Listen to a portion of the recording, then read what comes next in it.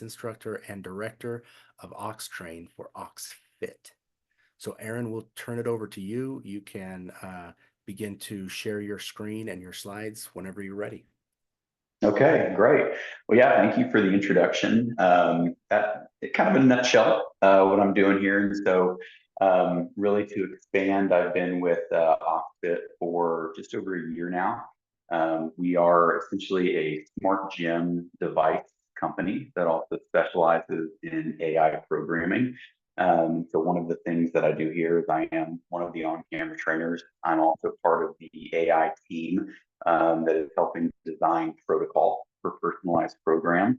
And I'm also the director of Ox Train, which is essentially our department for personal training, group training, personalized program delivery, and things like that. So really I'd say probably 99% of my effort going to the company here now. My business, my brand, Those Performance Training is something that still exists, but I've really kind of poured my energy and time into this, and just kind of seeing where that takes me. So I'm located in the Dallas area here in Texas, and so hence the Trainers Gym in Richardson, which was a facility that I founded probably about 5 or 6 years ago now. So yeah, let's jump into the presentation here then. I'll go ahead and share my screen.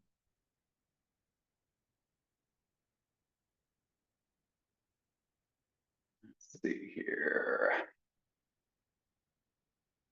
A few things so that I can read it well.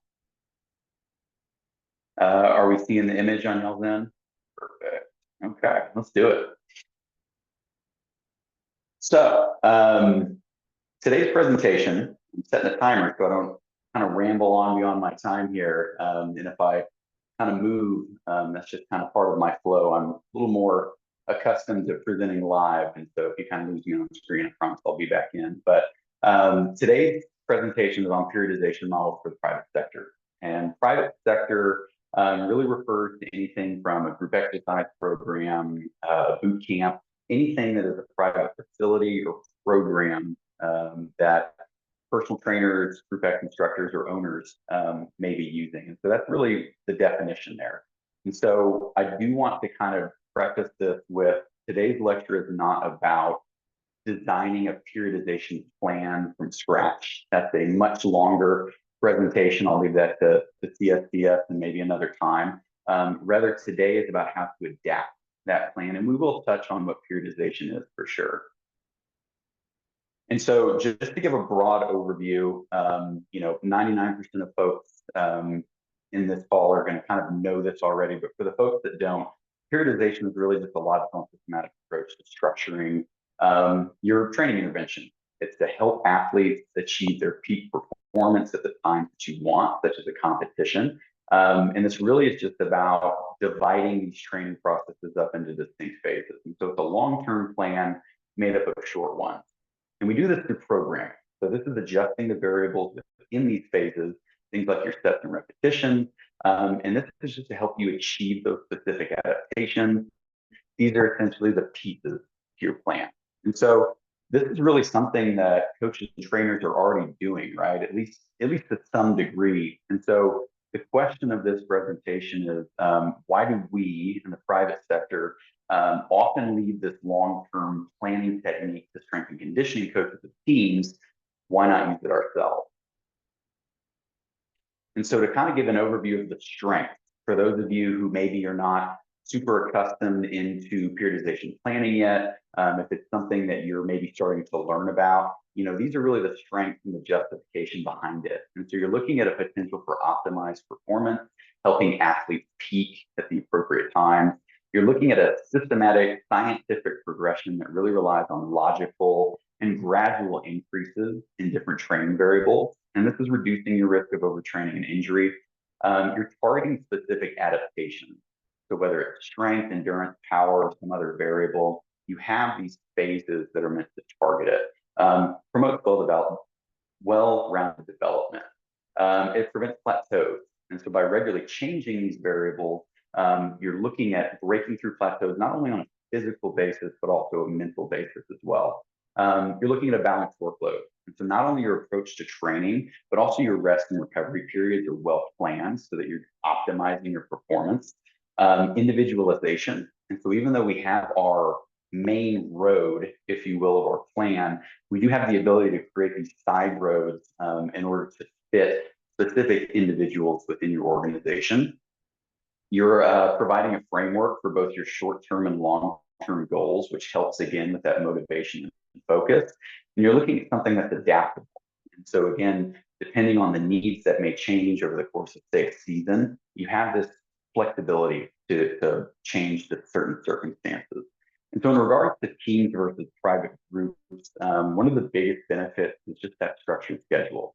So strength and conditioning coaches of teams typically know exactly what days that their athletes are going to do which workouts, right? There's not really this need to account for the random attendance or absence, right? We typically are going to know who's going to be there. So this really allows coaches to create this very, not rigid, but structured schedule, and then they can kind of tweak it as they need to. And so creating these periodization plans are difficult, but luckily 90% of the difficulty is just learning how to do that in the first place, leaving that last 10% really for adapting it to the private sector. And that's really what this presentation is about, that adaptation. And so why isn't it seen in private programs? And so this first set of bullet points is really the overall challenge of designing a periodization plan, while the second set is really more specific to adapting this for private groups. And so things like complexity, right, requires a deep understanding of training principles, typically education study in order to be ready to design something like this. And it's time consuming, right? You're not going to sit down in an hour and design a year-long plan. It's going to take a good amount of time. There's probably going to be revisions that you're going through. And so that's a variable. There can sometimes be an overemphasis in the rigidity, right? We become so strict in adhering to the plan that sometimes it makes it difficult to accommodate unexpected changes. There can be issues with individual variability, and this is something that's a little more specific to your private group, but this certainly exists in teams as well. Different individuals responding to interventions in different ways. There can often be an overemphasis on the planning, which can reduce our coaching quality. You can have a limited spontaneity, which is another big thing that affects private groups. There can sometimes be a lack of adaptation to change. And so again, if there's a great large change that takes place, you could essentially be wiping that plan clean, starting again. And then there can often be a data-driven dependence, specifically meaning that we're focusing so much on the metrics that, again, we're losing some of the focus on the coaching. And so these don't even account for the challenges within a private program. And the number one challenge of the private program is just the randomness of the average person. And so we think about things like schedule, right? Some individuals are going to have one schedule while others will have another. Some are going to disappear for long periods of time or just not come that often. You're going to have folks who are leaving your program, entering your program, so turnover.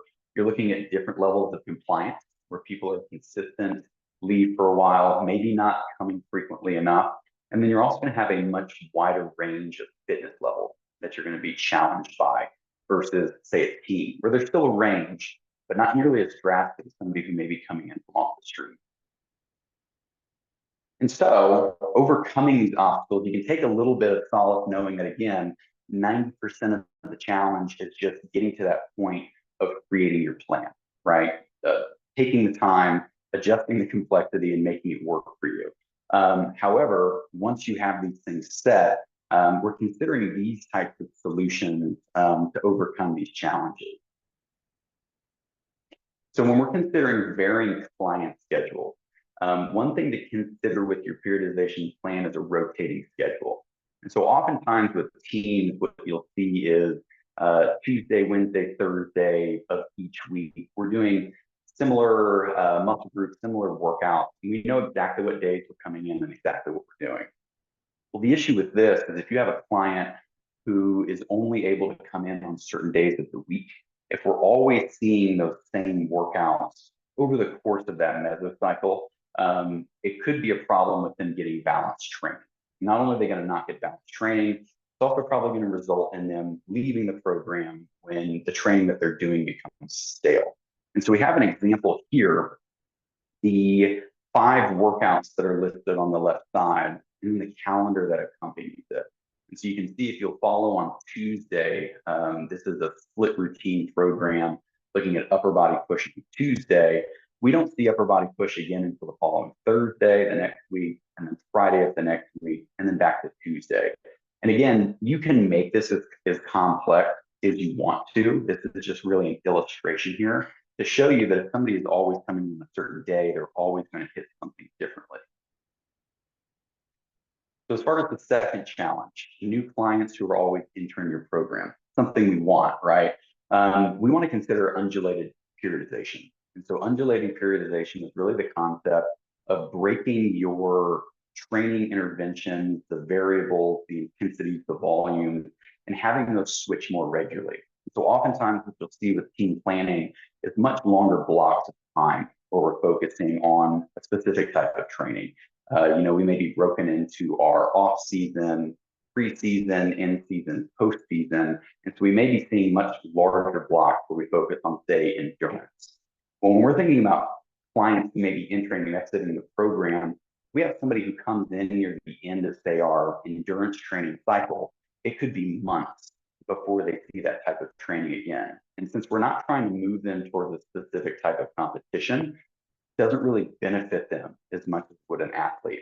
And so if you look at the example here, on the left side, we have that undulated process going endurance on week 1, moving into hypertrophy week 2, max strength on week 3, power on week 4. And again, this is just an example. You can make this as complex as you want to where you have endurance training, hypertrophy training, and max strength training all within the same week. Just the more complicated and more often that we're switching these variables, the more we're going to want to really lean into our programming. For example, we wouldn't want to have our endurance training the day before our speed and power training. And so it does become more complex in planning, the more complex that you make it. Now, as far as the lack of compliance, we're putting these two things together. So whereas the rotating schedule may help with folks who have varying schedules, and the undulating method may kind of help with people who are entering and exiting the program at their own pace, putting these things together really solves the issue of compliance. And I'm not here to kind of argue with you different techniques to make sure that people are increasing their compliance, increasing their frequency. Typically in the private sector, we don't have the luxury of saying, hey, you're not coming often enough, you're off the team, right? Instead, we have to change our programming to fit our clients that are coming in order to grow our business. And so by following these rotations, we can see 2 different examples here. The first being someone who just comes 1 day a week, right? And again, I'm not here to argue changing the frequency, but someone who only ever comes in, let's say, Tuesday. If every single Tuesday we're working that upper body push routine, that's the only muscle group that they're going to work. And not only are we decreasing their balance, we're also creating a plan that is going to become very stagnant for them, and chances are they won't stay with you for very long. On the other side here, we have a client who's coming more frequently and more randomly, roughly 2 days a week. You're looking at Tuesday and Wednesday 1 week, Monday, Friday the next. And by continuing to rotate the schedule, you can see that they're getting a fairly even spread.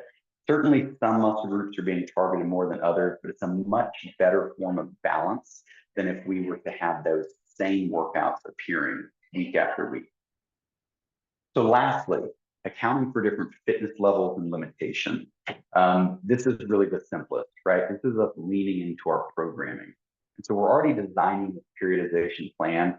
Why not include the regressions and progressions for success, right? And so regardless of whether you're using old school pen and paper, sheet, and app that's helping you track and deliver this to clients, why not have your column that has your main plan, your options for regression, and your options for progression? You already have your barbell bench press set. Why not have dumbbells ready so that it doesn't interrupt the flow and you look like you're looking out for your clients, because you are.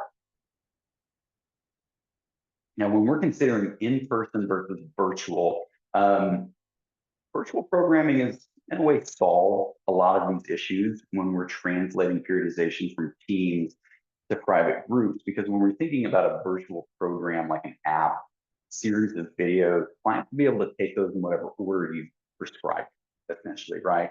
And so it's on you to set that expectation to say, hey, don't skip from day 1 to day 4 to 7. You're following this order 1, 2, 3, 4, 5, and so on. Once you set that expectation, it's really on their shoulders to comply, and it takes away a lot of these in-person challenges. However, if you were leading live virtual classes, then you may be considering returning back to that method of that rotating, undulating schedule.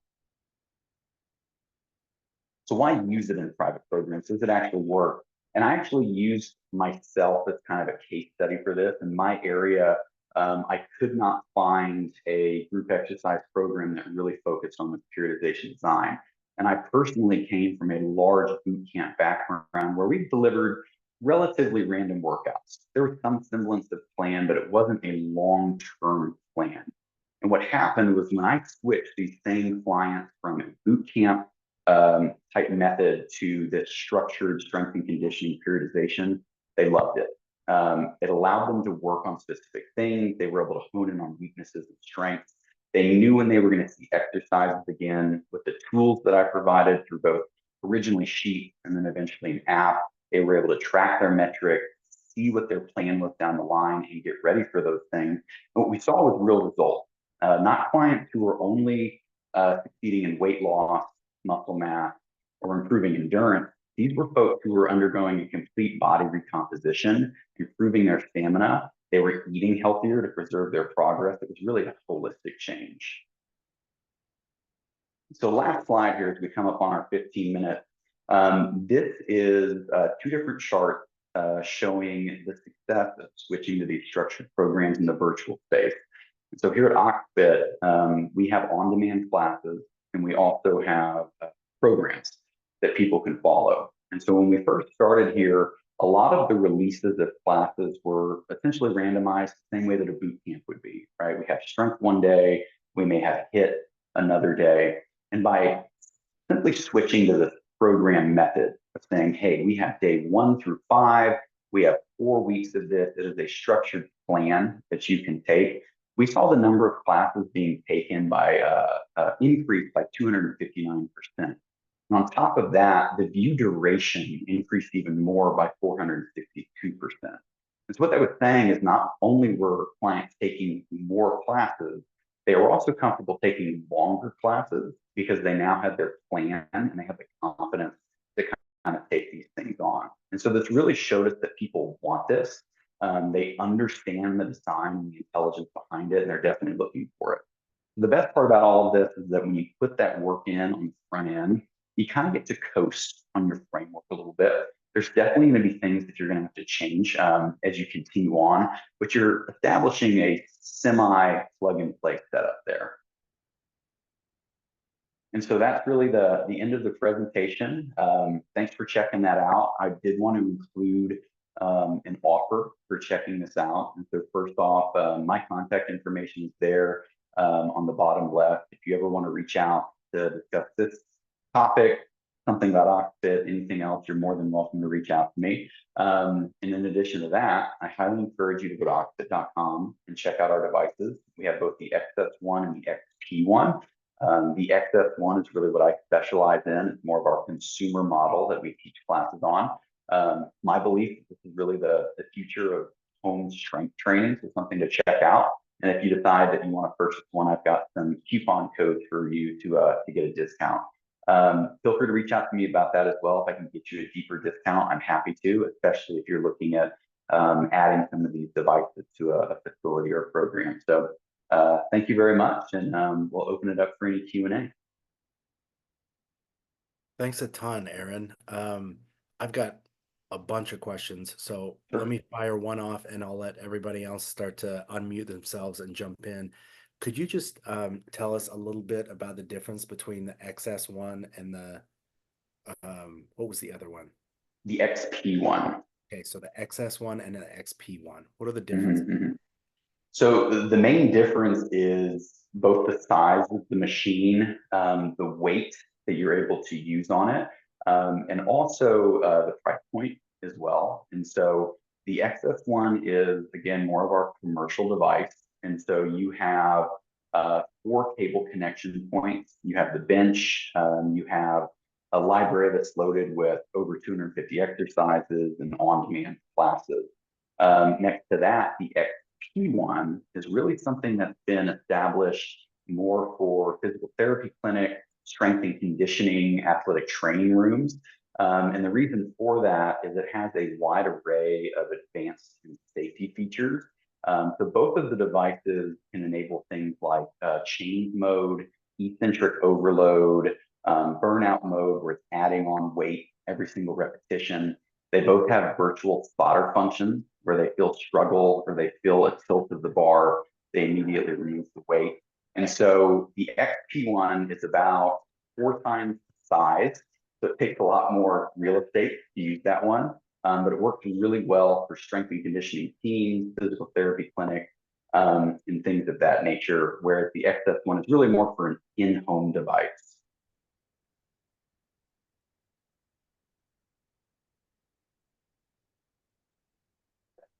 You guys are all welcome to unmute yourselves and jump in with any questions. Erin, what do you see as the biggest mistake people make when they are doing the periodization training and either setting that up or executing it? Are you meaning specifically towards that private sector or just kind of in general? Both. I was thinking more Okay. private sector, but I think in general would be helpful to hear as well. Yeah. So I think probably one of the biggest issues for both would be that over rigidity of your plan. Essentially having that standpoint of I've created this plan. I'm not going to go through the efforts of altering and changing it, even though, you know, in your heart of hearts, you know that maybe goals have changed, whether that's something that you've discovered about your team that you're working with, or maybe that you've discovered client preference has changed. Being malleable and being willing to be flexible is going to be one of your biggest help. The second big thing that can really be an issue specifically for private clients is folks that want that complete spontaneity. So people who are essentially wanting something that's very different, unpredictable every single day, that can be a challenge. There's not something completely comparable to that in periodization. However, what we're really looking to drive is that result-oriented focus, going back to what the goals are, what you're looking to achieve, and explaining that in some cases that spontaneity, that approach is not really going to achieve those results, and really leaning on the science of it more than the fun of it. But you will lose some folks to that who just really need the complete randomness there.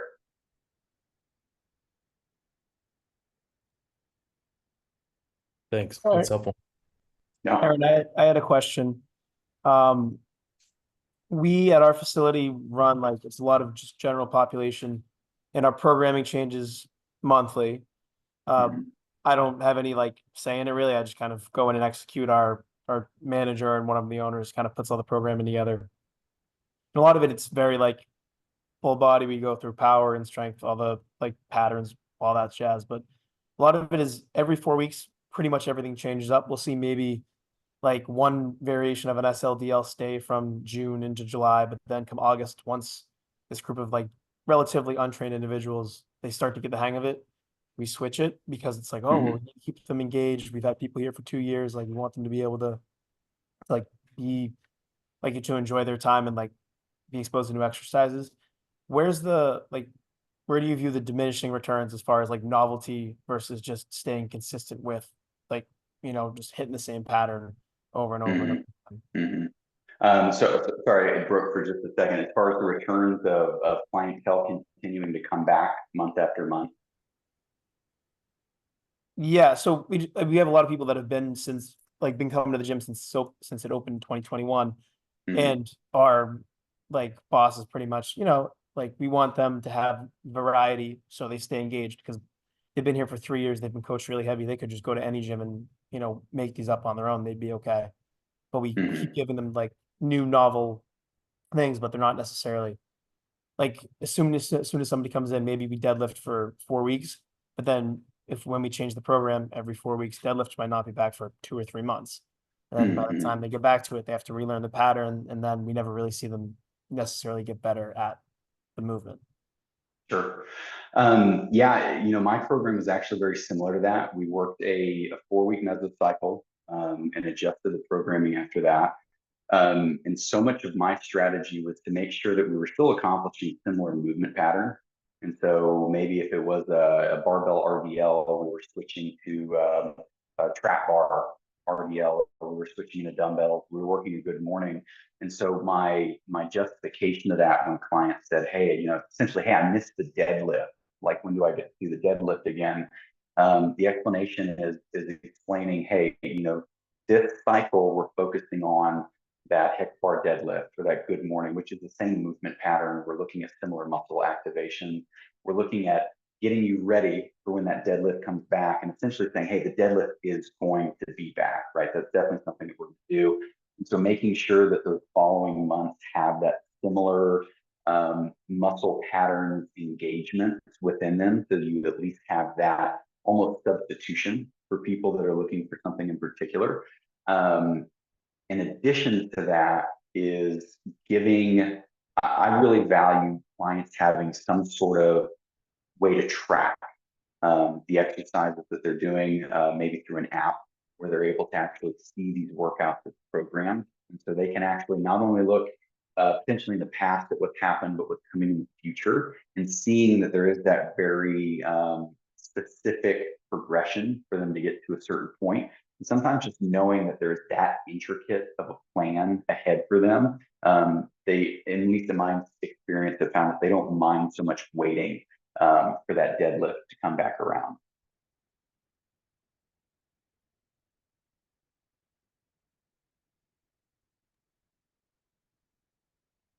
I can see in the chat we had an awesome compliment for Erin, and all I know is it's T. Holbert. Will you tell me your name? Oh, that's Tammy. Hey, Tammy. Tammy. Hi guys, sorry I was late. I had a client that jumped in on a call at 3 o'clock. I had to take care of a client. Y'all know how that is. Yeah, Erin was my trainer for almost 3 years. So okay, tell us yeah, so I can tell you legitimately what he's telling you. It's gospel. I love Thank it. you, Tammy. Love it. Yeah, tell us about having him as your trainer. What did you what's the progress you made? What are the differences you felt? What makes him a good trainer? I can tell you that because he was talking about the 4-week cycle. I just know that the week 1, I couldn't sit down for most of the week. My joke was about Wednesday or Thursday. I'm in the handicap stall, the women, because his squats are killing me. No, but the thing that I love most about Erin was in the middle of when I was working with him, I started traveling. I was gone 2 weeks out of the month. So I would literally text him, go, okay, here's what I've got in this gym. Can you get me a workout? He would text me a workout, so that even while I was in a different state, I was still benefiting from the same thing that my teammates were doing when we were still at camp. Erin was and is completely non-judgmental. So one of the things that I love about him is it's like, you just need to suck it up and you just need to do it because this is a way to do it. He was always saying, do you need a modification? How can let me look at your form. Let me check things. And he was even if you're a first time person to come to one of his classes, or if you've been there 2 or 3 years, he was still always focused on our form. That was first and foremost one of the things he would always check on. But he could always tell when we were kind of getting into that whiny mode. And so he would kind of push us a little bit. But I will say, of all the trainers I had, he was the only one that brought heaters when it was really cold. That's awesome. That's awesome. Tammy, I forgot about the heaters. Yeah, I didn't forget about the heaters, man. We stayed close to the heaters. What made you keep coming back after that week of the torture and the squats? Because I had to get over the pain, and I was hoping that week 2 was going to do that. It did, but it was a different sort of pain. So you forgot about that one. And then week 3 was another form of pain. He just loved inflicting pain on us. The sad thing is we kept coming back for it more and more. So That's awesome. I mean, that speaks to your determination, but also it's kind of fun to suffer together. So you must have had sure. Misery loves company. Yeah. Yeah. Now, Erin is probably one of my, and I had many trainers that I worked with during the course of about 4 years. Erin was by far one of my favorite trainers, but I loved it from the standpoint that everybody was an individual person. We may have 20 people or 30 people in a class, but he looked at everybody as a single person. It's like, okay, what do you need to modify? How can we still keep you a part of the group, but yet not hurt you? How can we still allow you to get the benefit from what we're all doing right now, but without causing you any discomfort or any injury or anything like that? He was always very, very focused with us, always focused with us. Erin, that's tough to do in a group setting, right? Because you got to keep the rest of the group going, and then this individualized care. How do you balance that? That's trying to be in 2 places at once, really. Sure. And first of all, Tammy, thank you for all of that. But yeah, I think so much of it is, again, circles back around to the planning. There was a distinct difference in the workouts where the plan wasn't fully formulated. Whether it was I had a basic idea of what we were going to do, maybe in the very early days, or maybe we just kind of went off road with it, and that could result in chaos, right? Because not only are you trying to develop your workout and your plan in that moment, you're going to have a million different variables, modifications that you need to give. Somebody who's having an issue with their form, somebody who, dropped a dumbbell on their toe and now you have to run and grab the first aid kit and things like that. But just having that framework and that plan set in place and having an entire group understand that took away the guesswork and the explanation and allowed you to actually go in and be the coach and spend that hour training clients rather than having to show them exactly what you were doing. And a word that Tammy used that I really liked was, being a part of a team. And that was really how I addressed my group. Every morning, every afternoon, we said, hey, team, let's get started. And that's really how we did our work in the weight room, was as a team, not as a bunch of different individuals doing the same workout. I love too how Erin really made things. So yeah, we had 4 weeks, and each week had a certain focus of what we did, but he kept it fresh. He kept it different. He would we would have competitions. We would break up into teams and we would do things as teams. And so it was really very, very, you never knew what you were going to get. You knew the focus of the week. That was all you knew. And you weren't, we didn't have that redundancy of just constantly doing the same thing over and over again. That's why it was fun to go. It was why it was fun to go and be tortured by Erin. So I love you, Erin. You know this, right? Oh, I know it. So Tammy, I think you're probably tougher than the average person. Like I can tell you like that mental and physical challenge, but Erin, how do you because Tammy was so sore that first week, and that was a motivator for her, it sounds like, based on her personality. But how do you balance that with some other personalities who would see that as like, hey, I don't want to do this again?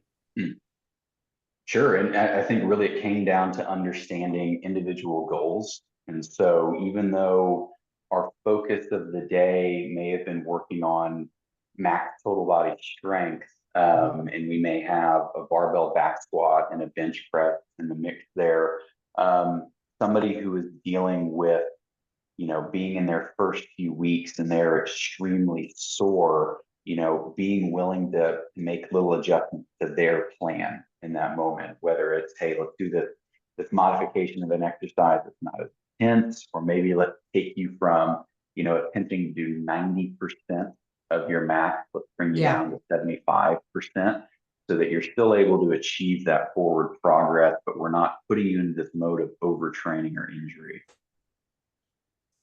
Got it. Alex, do you do just one-on-one or do you do small group and group training as well? We're generally in groups of like 2 to 8 most of the time. Okay. Yeah. Okay. So, Matt, I mean, that's a little bit more manageable, I think, if you have to make some on-the-fly changes.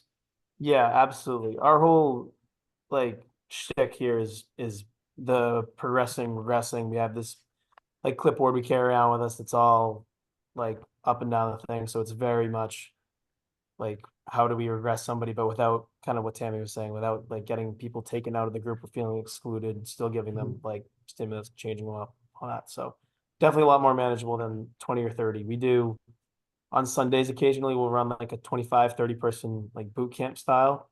And that's a lot. It's really just like I find I'm just running around a couple like fix your Yeah. form, do this, do that, as opposed to like really getting like hands-on nitty-gritty. I think it's a lot harder to do with the big groups. That was a small class for Erin. It's crazy. Well, and you actually kind of got me thinking there as you were mentioning that. What ultimately started to happen as my group grew was, I found that 4 to 8 people is a manageable group, but you can also replicate that. And so taking your group of 24 people and splitting that into multiple groups of 8, that now sets you up for success because you almost essentially get to replicate yourself. You're going to have more advanced athletes within each group. You're going to have that teamwork mentality where people can work together. And so by kind of formulating those teams who everybody's still doing the same assignment, it's just almost like different groups that are doing their own thing. You essentially get to create almost extra coaches there for you.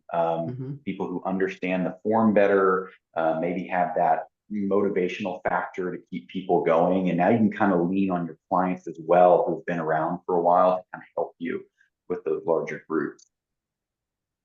Yeah, absolutely. We have a little bit, we have a couple people that have been around since before the gym opened with our 2 owners, and a lot of them, they're all good friends with each other, but they're very willing to be like, oh yeah, I'll demo that. Oh yeah, I can show them how to do that. Yeah. And it's very, very valuable for us for sure. It's called Yeah. training the trainer, right? Alex, did you Love it. say you're walking around the gym with a clipboard when you have those groups? Like it's Yeah. paper and pencil for you?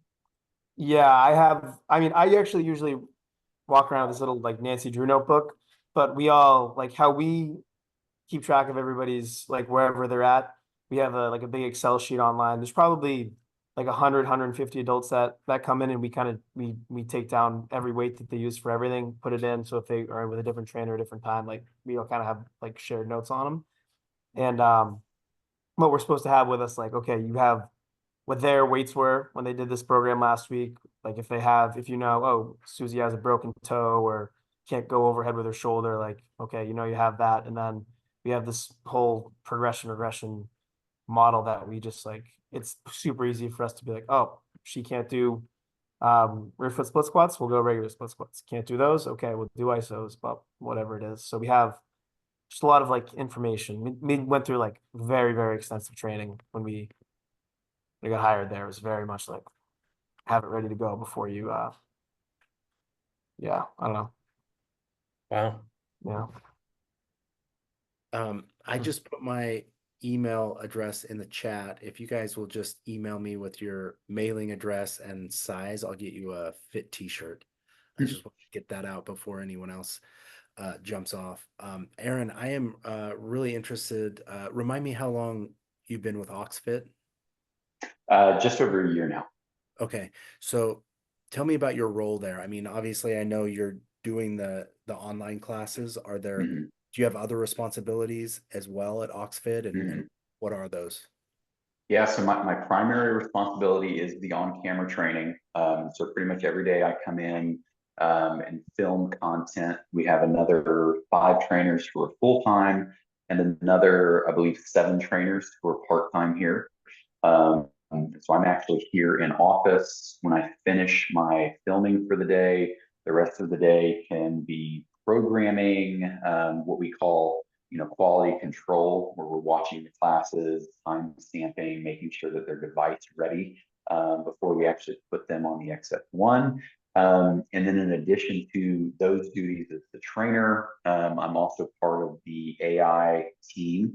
So we're essentially continuing to develop and make sharper the AI functions that we have on the device, more personalization, the ability to build programs to fit specific goals and fitness levels immediately, as well as class recommendations and things, kind of the same way that Netflix would group things. That's kind of something that we're working on.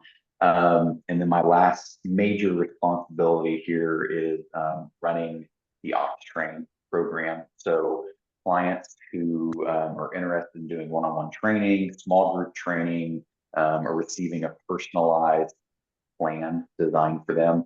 I spearhead all of that, do a lot of it myself, and then delegate it to other trainers as necessary. And then, we're a startup company, so the company itself is only about 5 years old. And so there's lots of other kind of random tasks that'll pop up throughout the day that I'll jump onto. That's awesome. Let's see, I'm just a few hours up the road from you, so can I come down for a workout next time I'm in DFW? Yeah, absolutely. I'd love to have you in. Yeah, that would be cool.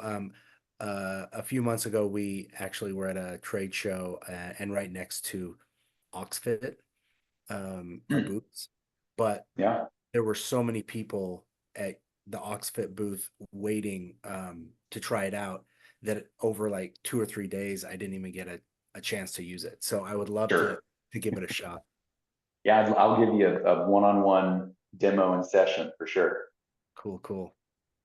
Well, good. Well, hey, listen, everybody, we'll let you guys go. It's just about at the top of the hour, but Erin, thank you so much for sharing all of that. As I was listening to you, I just kept thinking, this is nothing that you could get from a textbook. I mean, what you were telling us is like, you can tell it's like years in the trenches, a combination of expertise and experience, right? That you can't get anywhere else. So thank you for sharing that. Of course. Well, thank you for saying that, and thank you for having me on. Yeah. Thank you all for joining us. Yes, thanks, y'all. Thank you for being here. Thanks. Thanks. Bye. Bye. See you, Tammy. See you, bud.